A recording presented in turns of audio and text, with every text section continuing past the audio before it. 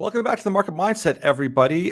Today we're zeroing in on two, arguably of the least understood but increasingly strategic corners of the critical metals or minerals universe, and that's vanadium and fluorspar.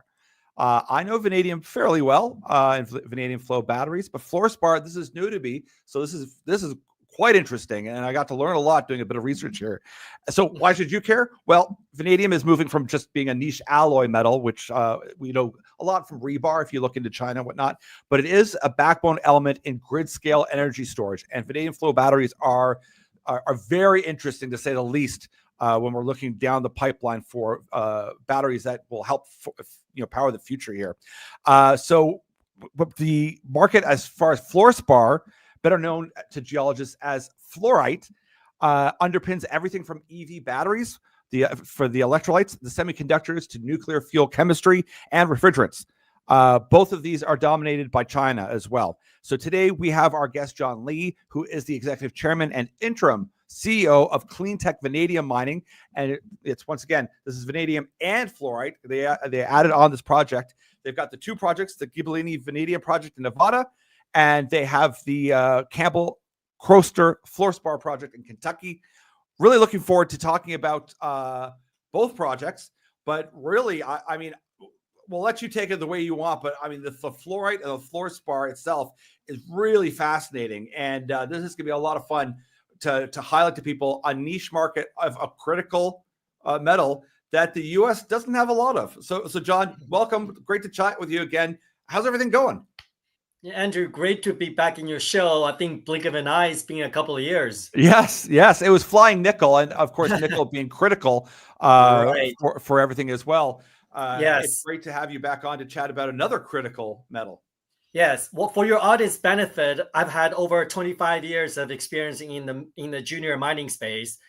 Started out as an investor from year 2000 to 2010. So just like many of your audience, I invested well over 100 company, scouring through league tables, comparing ounces and pounds, and doing this valuation on an Excel spreadsheet. Yeah. After the financial crisis, I started a company called Silver Elephant, and my specialization in the last 15 years, I've raised over close to $200 million now through the Toronto Stock Exchange. My specialization is twofold. One is precious metals, especially silver. So I've known David Morgans and Gada and the likes for more than a decade, and they're very good friends of mine. And then the other part of my sort of interest and specialization is in the critical mineral space. CleanTech Vanadium, or short name CleanTech CTV, which is listed on the Toronto Ventures Exchange, is a spin-out from Silver Elephant 4 years ago. So inherited all the non-silver projects from Elephant into CleanTech. And those were a vanadium project and a nickel project. And most recently, we've acquired this fluorspar project. And why fluorspar? Andrew, just before the start of the show, you and I talked about a lot of this deja vu. Started out with rare earth almost 10 years ago, and lithium, again, 10 years ago. These companies struggled until the lightning struck. Yeah. And just think that the North American investors are a little oblivious. And the reason for fluorspar is really to do with China and high tech. Like rare earth, China is a major producer in fluorspar, but it differs from rare earth in that China has just over or around 10 years of fluorspar resource left in the country. Ooh. versus over 50 years of rare earth. But yes. Why would you clear fluorspar? Interestingly, I was just in China close to a year ago in September, marketing our silver company, but all they talk about is fluorspar. And I was wondering why. Why would you care about this industrial minerals that's undercovered, underappreciated, largely neglected at 20 cents a pound? Well, like you said in the introduction, fluorspar is critical in four major pillars. It's all largely to do with energy. Fluorspar is required to levitate uranium for uranium concentration or concentrating to U-235, which is what they call the enrichment. Yeah. So fluorspar is married with uranium, and it's for it to be separated from uranium oxide And from there, in the gaseous state, uranium hydrofluoride is then going through centrifugal force or diffusion to be concentrated to 0.3 to 5%, and that is U-235 to be fueled as nuclear. Yeah. Well, on the uranium power generation front, Andrew, you need 6 fluorine to be married to uranium. So you need 6 times the atoms of fluorine. Wow. All right.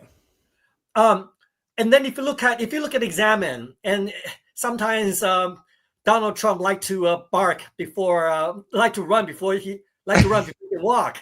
Yeah. You know, this is a head-on collision with China, not knowing that they need rare earth for its military and for magnets of all the high tech. Or it's the same fluoride. If you're gonna need a TSMC building a 3 nano planning in Arizona and talking about billions of dollar investment for NVIDIA to build plants in the United States, guess what? You're going to need 3 times or 5 times more power. So that means you're going to need more power for nuclear. You're going to need more nuclear solar farms, and solar fluorine is a prerequisite to texturing the silicon to optimize the shape for absorption of sunlight. Yeah. And in order for the base load, in order to treat solar energy as base load, you're going to need energy storage. And as well as Elon Musk talking about building the first LFP battery, lithium phosphate batteries in the United States, the electrolyte it's called hexafluorophosphate. That is the baseline for the electrolyte to be married with the positive ion, whether it's sodium-ion batteries or lithium batteries. Yeah. Again, every single battery, every lithium requires 6 fluorine. Every sodium battery requires 6 fluorine for the batteries to work. So, and then last but not least, you need fluorine to act as a fluxing agent for all the steel and aluminum production. So, in order to get rid of all the impurities and getting rid of the oxidation of aluminum and steel, in order to produce the highest quality aluminum for space age alloys for the highest buildings that you build for high rises, you're going to need fluorspar. So for every single initiative that the current administration look to become self-sufficient, whether it is in high tech, in energy storage, in EVs, in steel and aluminum production, and in power generation, fluorspar is a critical element, irreplaceable element in all of those equations. And United States today, Andrew, produce zero fluorspar. All of that is coming from Mexico and China. Before, so we go to the next stages. United States today consumes 500,000 tons of fluorspar. China today is consuming 14 times fluorspar. So even for the United States to catch up to half of the Chinese industrial capacity, we need 7 times more fluorspar than is consuming today. And ex-Chinese production is 3 million tons tops. So mathematically, we're running into a mathematical great wall. And I think that realization is coming to fruition. An epiphany moment is coming very, very quickly.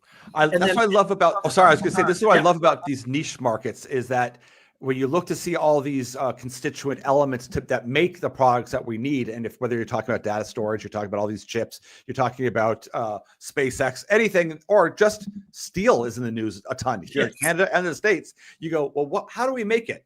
And a lot of people aren't that interested. I am. And you go, well, we need these components. And when you realize there's a gap here, there's a big problem. We don't have fluorite. We don't have that, or we have very little of it, or we're not mining it.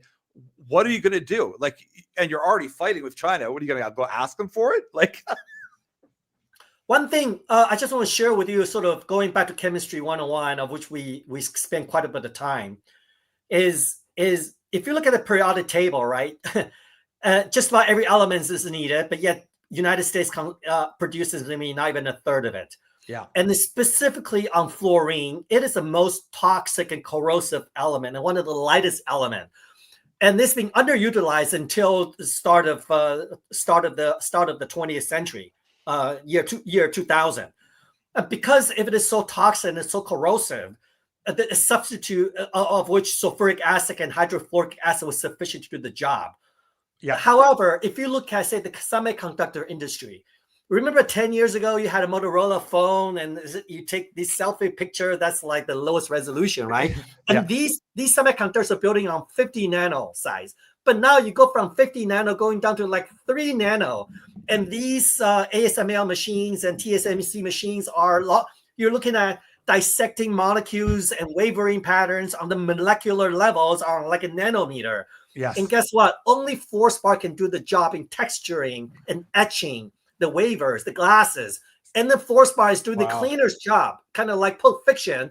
Fluorine gas is injected in all these high-tech laboratories and in order to clean up, venting, just eating away all the debris and silicons and all whatever else. Same much to do with solar panels too. And so Fluorspar is playing that irreplaceable part of this high-tech world that we're evolving into. I'm glad you, because I just watched just 2 days ago a video on ASML about how they make their chips. And I would urge anyone to watch it, even if you're not really into tech or not, even if you just watch 5 or 10 minutes of it. It's fascinating to see what they're doing. It'll blow your mind that when you're talking about nano cutting and whatnot, you have to see it. They are splitting light into photons, and they were texturing on an atomic, subatomic level. And if you can imagine sort of, requiring the size of 1 nanometer, like I don't even know 1 to the minus what. Yeah. And that's where a Fluorspar come in. And I think, Andrew, one of the questions just about being asked by an investor, so we just announced the news not even 10 days ago, we traded 5 million shares, which is 10% of our float, is why is Fluorspar so undercover and nobody knew about it? Yes. It really has got to do with the nature of the role that Fluorspar plays in. So it is what I call the Robin to the Batman. Remember, like, for example, right, if you talk about, like, I understand Trump said, you know what, you need steel for car making, you need steel for building everything in the infrastructure, roads, highways, cars, buildings, but so understand people that they need secure steel production and iron, and the same with batteries. So Donald Trump is talking about building a nickel smelter because nickel is the cathode composition of a cathode for the batteries, and same with semiconductors. You need to build semiconductor plants. But like rare earth, it's playing the supplemental role. It's kind of like a Scottie Pippen, right, to Michael Jordan. Everybody knows Michael Jordan, but Michael Jordan retires as Michael Jordan's salary gets more expensive, kind of like MNC A11. We talked about the cathode in nickel, manganese, and cobalt. Now it's being replaced by iron phosphate, and now lithium, which is the storage of the electricity, is getting a little bit expensive. So Chinese are building sodium-ion batteries. Yep. However, they need a second in command, which is Scottie Pippen, which is fluoride. The other substitute for fluoride in this supplemental role to be married to these dominant ions, positive ions, is oxide.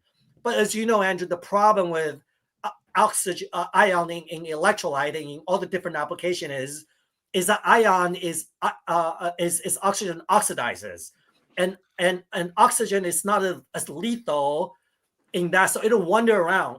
The bond is not as strong as fluorine bond to the nuclear to the lithium. And secondly, is oxygen heats up, and that's why you got all the problem with the Tesla batteries with oxygen electrolyte substitutes. Yes. And certainly if you're talking about energy storage in the tens of gigawatts range with the solar farms, the oxide-based electrolyte is just not an ideal suitable candidate in Nevada weather. That's 150 degrees Fahrenheit out there. Yes. Yeah. You've brought up so many things that are fascinating. And we were talking about, kind of joking about, sometimes we're so laser focused on our industry and mining and that's the base for everything. We're very early into things. And I remember we were talking about rare earth here and thinking, when is the US going to move on this? And not, you're hearing lots of rumblings. It was 10 years ago, Andrew. It was 10 years ago. Forever. Yes. Yapping about it, knowing that this was a problem. And it wasn't until yesterday, the day before, that Apple comes into the game. They could have came into the game 10 years ago at a lot cheaper. We both know that. But for $500 million into MB, which used to be Molycorp, it's MB Polymer. California. Yeah. So $500 million. That's a serious investment into molybdenum and what they've got going with rare earth as well. But you know what, Andrew? Usually, the last time that Apple was milling about a vertical supply chain secure of that was cobalt, right? And that was top of the market. That was tough. The difference between rare earth and fluorine and fluorspar is there is plenty of rare earth elements available. There's plenty in the United States, as you know, in Canada, there are plenty as well. The dominant, the reason China is dominating in that area is because it started the recovery of metallurgy a lot earlier. Yes. So I do believe that the rare earth bottleneck will be overcome in time as technology get caught up in the separation and the recovery of rare earth. For fluorspar, however, is a different animal because China is running out of rare earth. They're scouring rare earth all over the world right now. If you just care to Google China fluorspar, foreign investment, they are big time into Mongolia. They're big time into Africa. Yes. And like I said, the reason I was a bit early to the game because I was in China last year, and that's why I found about it. And we also happen to have some presence in Mongolia, and I was just there. And China has taken up all the majority available fluorspar projects in Mongolia, and China turned into a fluorspar importer from being an exporter since early 2020. And all of that is because of the EV. Every single battery, every lithium element, you require 6 times fluorspar. And United States relies entirely on Mexico and China for its import of fluorspar. And part of that, because of that, Andrew, CleanTech spent almost a year to have finally secured the project in Kentucky. And we're one of the 2 companies that we know that has exposure to U.S. fluorspar projects in the United States. I believe we're the only one that has a resource, even though it's a historical in nature. But we're really the only company right now in the entire United States of a company listed on the TSX, Canadian listed market, and OTCQB that has a U.S. project with a historical resource. So this kind of leads me into thinking that there's likely, and you're probably looking into it right now as well, U.S. Department of Energy critical material like grants or incentives or Defense Production Act things that you could be looking into, because this is extremely critical. Whether they know it or not, they're going to come to terms with it very soon. You know what? They know. I think the problem is sometimes there's a disconnect between the higher ups versus. So U.S. Geological Bureau, I believe it's 2000, around 7 years ago, classified fluorine as one of the 34 critical minerals. So, and there is quite a bit of documentation about the importance of fluorine. But yeah, it's a bit of echo chamber, right? The message has not been propagated to the guys at the top. But I definitely do believe it's a matter of time. And if you look at the price trend, fluorspar, even though it's underappreciated, underinvested, but the price of fluorspar doubled from 2000 to 2010. So you were looking at around 3 to 5 cents. That's talk in pounds because people understand North American market. So it was around 3 to 5 cents a pound in early 2000, and by 2010, it's getting up to about 10 cents a pound, and it went to 15 cents a pound in 2020. But in less than 5 years, the price went up 50%. So if you look at that trajectory, it's being steady. It's not steady, but it's got a 10% compounded annual growth. But now it's going, the curve is going steeper and going exponential. And we don't see that letting down because, you know, we're seeing a renaissance in nuclear power. We're seeing explosion in energy production, particularly all the growth, literally, of power generation in energy production is coming from solar, which the cost is getting down to 3 cents a kilowatt hour, which is around 50 times cheaper than uranium. And then if you look at the energy storage cost, it's also gone down more than 80% from 5 years ago. So then you look at this. So then if you look at the common element in both solar panels and in the energy storage to make the solar energy a base load, you're going to need fluorspar. And so the energy storage is the single biggest factor that's driving fluorspar going forward. I want to talk briefly about vanadium. Why it hasn't taken off the way maybe fluorspar or lithium and sodium are. Vanadium is about right now traded at $6 a pound, right? And sodium could be half or 10% of that price. And that's why vanadium struggled to be the mainstream energy storage. And so then because the volatile nature of vanadium, and also vanadium is 80% vanadium goes to common steel rebar, and China is going through a real estate crisis. Yes. The picture is very different from fluorspar. About 25% of fluorspar is used for steel and aluminum production, so that's been fairly steady. But then about 30% of fluorspar is going into energy production, energy storage, batteries.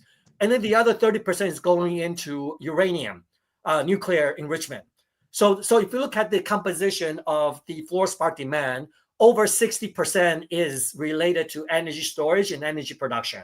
And then you get that kicker in terms of semiconductor, right, coming in to that equation. Yes. Then I think this is an area where when you're investing in fluorspar, you are not investing in, say, rebar like vanadium. You're really investing in energy storage and energy production. Yes. And into an area where United States has zero production, and it's way underproduced. Like another anecdotal empirical point I was looking at, about 2010, United States and China were producing the same amount of energy, electricity. Now China is producing 2.5 times more power than United States. Yep. In order for United States to become the #1 artificial intelligence power, you're gonna need at least double, if not triple, electricity. Where is that gonna come from? Yep. If you're gonna start building batteries, right? You're demanding Tesla to build its own batteries, otherwise it's gonna double the tariff for auto imports or battery imports. Where is electrolyte gonna come from? So while people are focusing on other critical minerals like lithium and sodium, and nickel and rare earth, I don't think we're too far in front of. I don't think we're too early in the curve, and I think we're just in that inflection point. Yeah. And I'm still a bit shell-shocked but disbelieve actually that even though we had a bit of volume, but it's not to the extent that we were expecting in terms of volume. And I think people are starting catching up to and I can understand that, Andrew, because when I started like a year ago, I was like, why would I care about this industrial mineral that I don't even know where it's in the periodic table? Yeah. But the more we study about it, some of our shareholders started buying. That's why you see the sort of share trading volume is in an elevated level, but it's not like we traded 5 million shares a day. We used to trade less than 100,000 shares a day, and we're trading like 500,000 shares to 1 million shares a day, fairly steady. So you're getting the traction and interest, and this is kind of reminding me in a little bit of a macro sense of the antimony story from a year ago, where all of a sudden people kind of put 2 and 2 together, go, wait a second, if we want to make these chips, we need antimony. So then all of a sudden a couple of antimony projects just took off because the realization hit that, wait, do we have that? Or where do we get it from? Or where are we going to source it? And people are realizing, and they're putting 2 and 2 together. I mean, they can see it every day in the news with the tariff talk, is that this realignment of the U.S. saying you're either with us or you're against us, they're shoring up where they're getting all of these metals and materials. And when you've got a project that's on U.S. soil, that is very interesting to say the least. You know what, Andrew? Like I said, my specialization is in the critical mineral space. So I started 15 years ago. We know the antimony market very well because our silver project is in Bolivia, and Bolivia has one of the largest antimony reserves. The audience got to be clear about these critical minerals doesn't have a lot of volume, a lot of trading. Secondly, a lot of them don't have a common exchange. So they're trading over the counter, bartering trade. So this applies for uranium, this applies for antimony, this applies for vanadium, this applies also for fluorspar. And as well as moly. You remember about 5 years ago, moly zoomed up, right? And now it's come down quite a bit. I would just caution that antimony, again, is abundant. It's not as concentrated as, say, fluorspar, of which the reserves are concentrated in 4 or 5 countries. And antimony is used majority for fire retardant. So I think there is when you see a price of something goes as, especially for critical minerals, of which it's not a very big market, it's a bit of an opaque market. There is the industrial element, and then there's the investment element. So I just want to caution a bit. Sometimes the narratives, right, got twisted a bit, and that everybody's focusing on the fundamentals.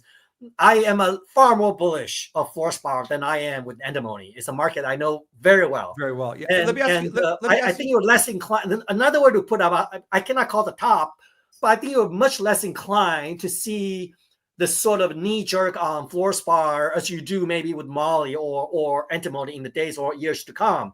And if we just look at it casually, if you go to fluorspar.com, of which we own the domain, that look at a 20-year chart, you will see that this is not we're the third inning of a 9-inning game. Yes. So I think that the just in terms of coverage, the number of companies of fluorspar right now, it's just way undercover, flying under the radar. But the fundamentals could not be more bullish. And they've adding into that geopolitical factor that China produced 60% of the world fluorspar. It doesn't have enough. It's relying on another 10% from Mongolia. So the world has only 30% of fluorspar left. But a country cannot function without fluorspar. If it has a steel production, it has a nuclear plant, if it does EVs, you have to have fluorspar. Oh, also, fluorspar is involved in pesticide, herbicide, dental. 20% of the pharmaceutical prescriptions require fluorspar. It's a conversation for another day. Yeah, I'm not sure the motive or the benefits of fluorspar in your drinking water. But like I said, let's stop it for another day. we can leave that one aside. Well, let me ask you a quick question before we kind of sum it all up. What's the production to get the fluorite? Is it onerous? Is it because sometimes vanadium, people go, oh, the production of it, the chemistry becomes a bit more onerous. And right. Do we have that with the fluorite?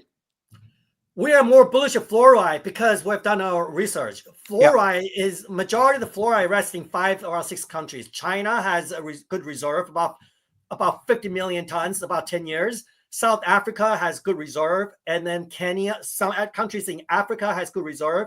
Then you're looking at the next one is in Mexico, but there is limited fluorspar available in South America, in Australia, in Canada, and the United States.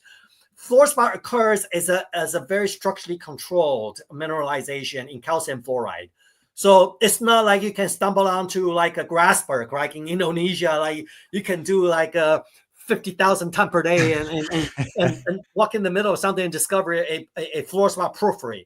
It is, I would say, akin to a sort of a VMS sort of deposit, massive sulfide. So you have a structurally controlled 3 to 5 meter vein. Yeah. You need to concentrate the calcium fluoride, usually naturally occur between 20 to 40% or 50%. You need to concentrate it, you kind of float it like you do with the typical zinc or lead sulfide deposit. And so you need to upgrade that to about 70 to 80%. So that would be good enough, what they call the met spar. So that is the grade you chuck into fluxing for steel and for aluminum production in the smelter to eat away the impurities. And then when you get up to about 95 to 99%, that's the acid spar. So that is a spar you use to marry with uranium. You use to go into electrolyte, and then you goes into semiconductors.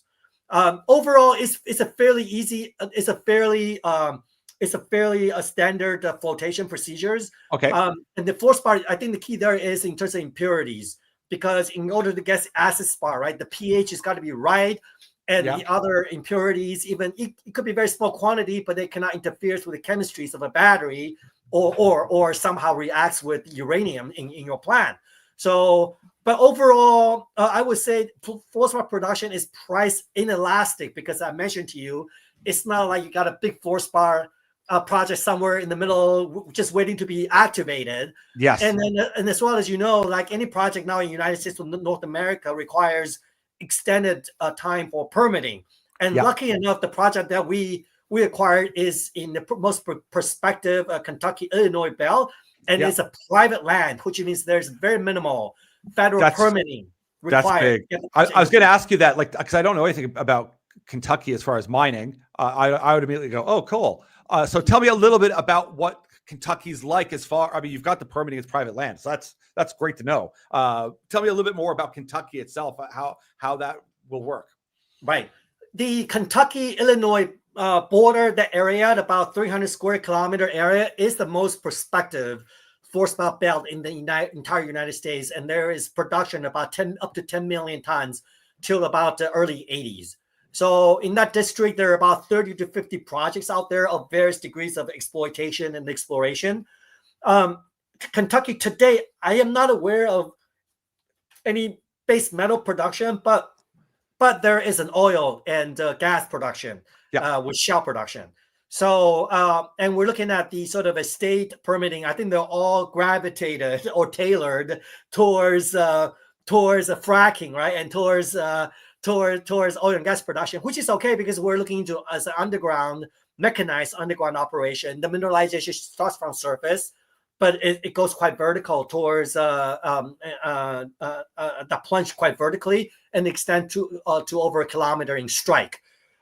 We don't anticipate to have great difficulties in putting that mine into production, and I think we're in an area that will also welcome a lot of new employment, and so I think we're starting the process, mapping out the steps required to liaise with the Kentucky state to put that project into production.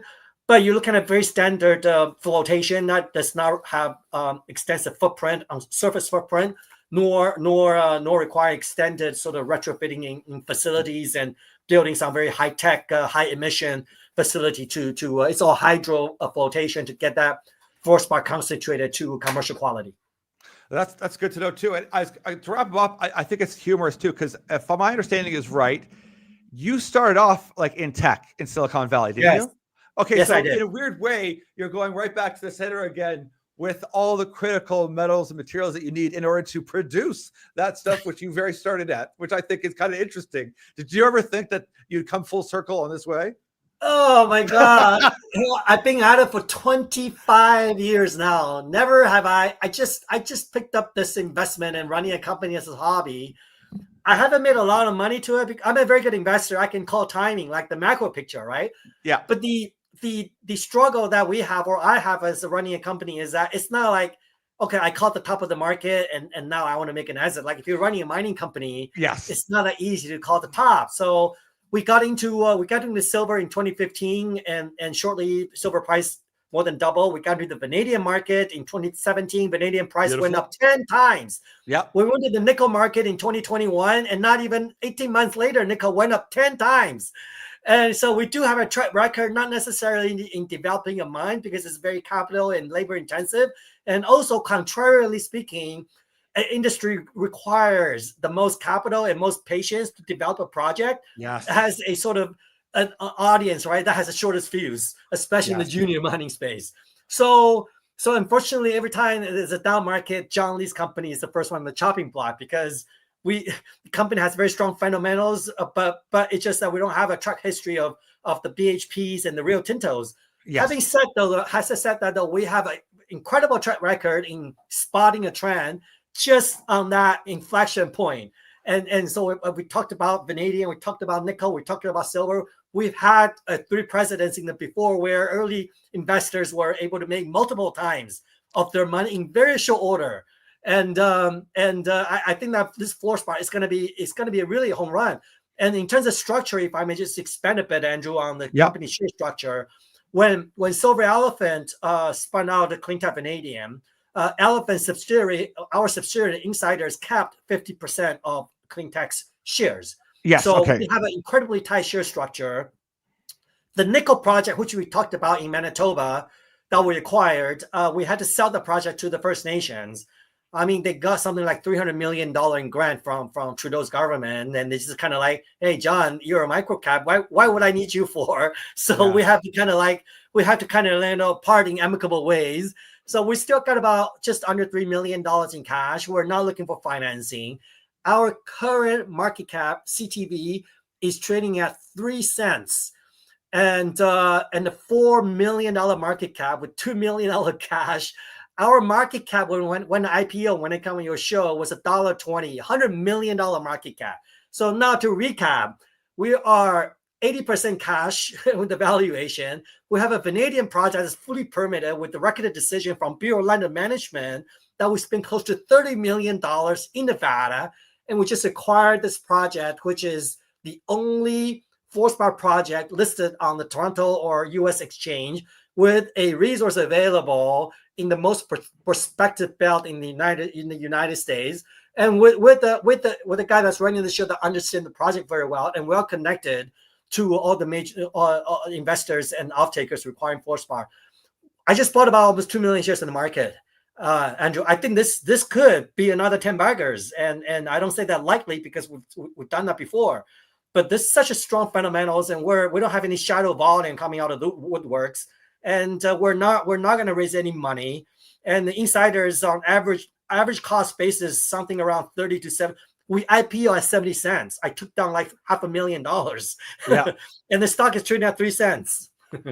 So there's upside. You know what? I am fascinated by niche markets that are critical and desperately needed. And it was fun to do the little bit of research to get ready for this interview, but I'm going to do a heck of a lot more because this is fascinating. I love these types of things that we don't think about.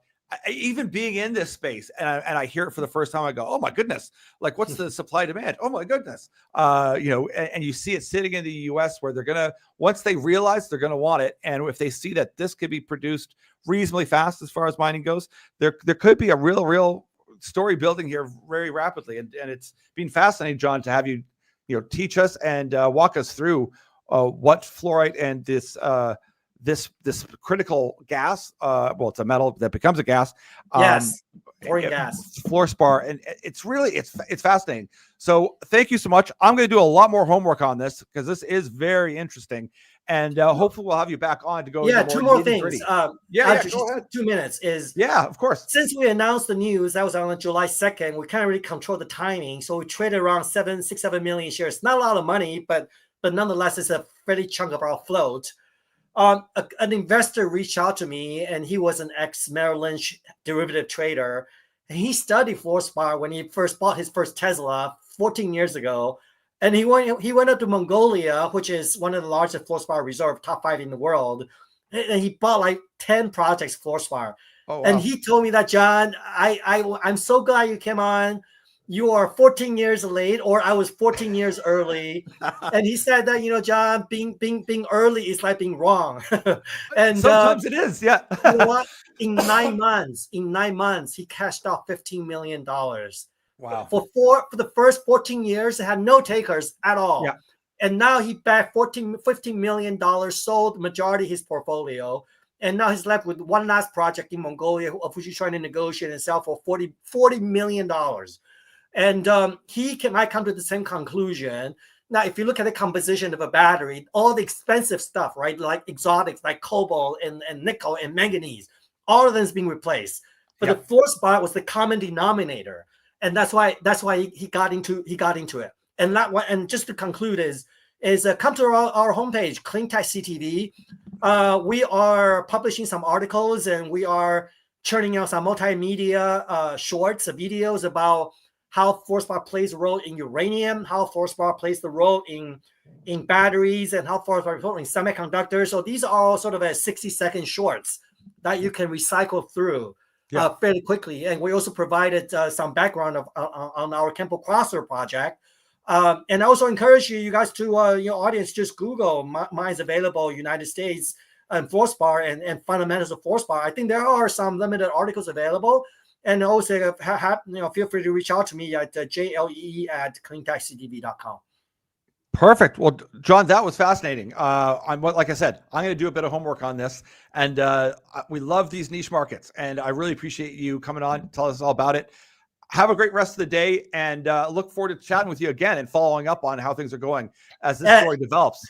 Such a pleasure to be back on the show. So I look forward to sharing additional developments in the weeks and months to come. Excellent. All right. All the best. We'll talk to you soon.